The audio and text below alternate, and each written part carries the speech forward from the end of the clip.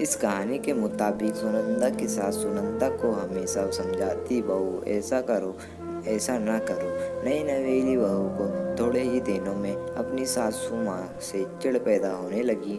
इस प्रकार यह सिलसिला आगे की ओर बढ़ता गया। एक दिन सुनंदा के घर कुछ मेहमान आने वाले थे। सासू माँ बोली, बहू आज कुछ अच्छे अच्छे व्यंजन बनाओ और मेहमानों के लिए चाय नाश्ता का इंतजाम भी अच्छी तरह से होना चाहिए।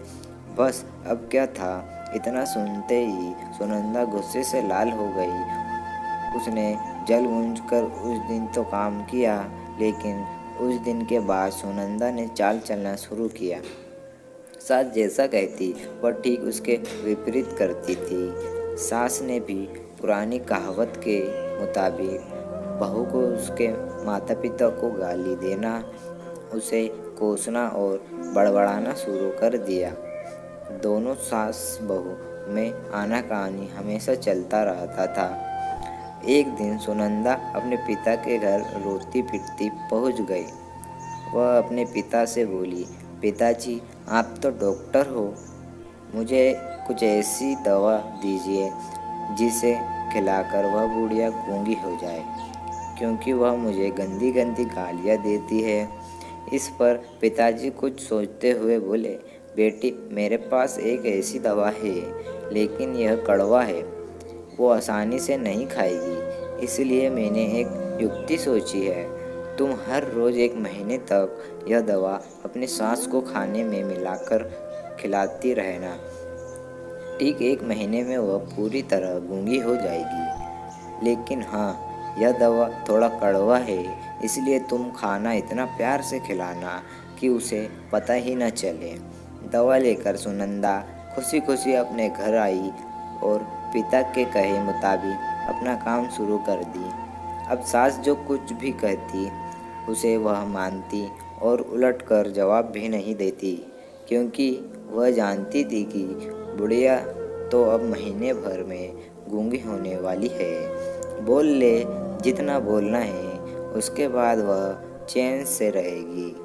अब हर रोज़ वह प्यार से चुटकी भर दवा खाने में मिलाकर प्यार से माँ जी को देती थी। माँ भी समझती शायद इसके माता पिता ने उसे समझाया बुझाया है, इसलिए यह लड़ना झगड़ना बंद कर दी है। अब माँ जी भी बहू की खूब प्रशंसा किया करती थी और बहू भी प्रशंसा सुनकर प्यार से बातें किया करती थी। अगर बहू से कुछ गलती भी हो जाती तो इस प्रकार महीना आते जाते दोनों सास बहू में इतना प्यार बढ़ गया कि बहू अब अपनी सास की आवाज़ को खोना नहीं चाहती थी। एक दिन फिर उसी प्रकार सुनंदा रोती पिटती अपने पिता के पास पहुंची। पिताजी बोले, अब क्या हुआ? सुनंदा बोली, पिताजी अब क्या होगा, मेरी सास बहुत अच्छी है, मैं उसकी आवाज़ खोना नहीं चाहती, वह मुझसे प्यार से बात करती है। अब मुझे कोई ऐसी दवा दीजिए जो कि मेरे माँ जी को दिया हुआ दवाई का असर काट सके और वह गूंगी न हो पाए।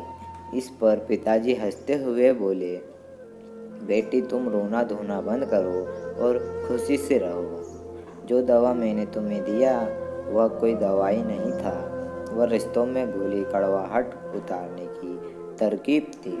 अगर मैं ऐसा नहीं किया होता तो तुम शायद आज नहीं सुधारी होती।